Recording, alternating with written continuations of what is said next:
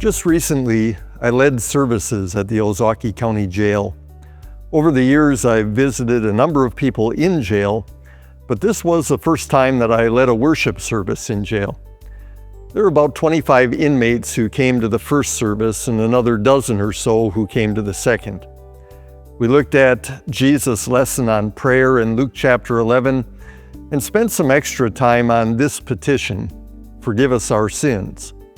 Knowing that the law would already be front and center in their hearts and minds, I wanted to make sure that it was the good news of God's forgiveness that they took away from my devotion.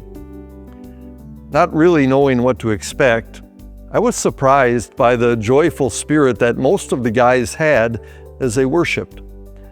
But I shouldn't have been. This is what the gospel does.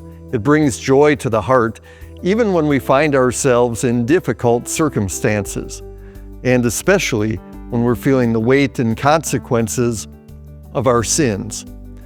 During these times, we can pray with King David, "Restore to me the joy of your salvation." And through the good news of what Jesus has done for us, that joy is restored. After the second service was over, there were still a few minutes before the inmates had to return to their cells, so I was able to visit with some of them. There was one in particular that I won't forget. He didn't look especially joyful throughout the service. He looked upset or even scared. But he approached me afterwards, shook my hand, thanked me for the message on prayer, and then asked if I would pray for him.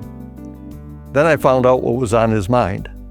He was going to be sentenced the next day, and he didn't know what to expect. He was upset, and he was scared.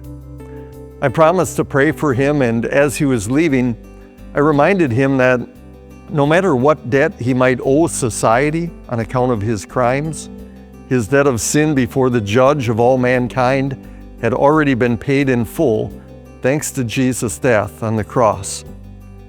He simply said, "I know," and I could see the joy in his eyes.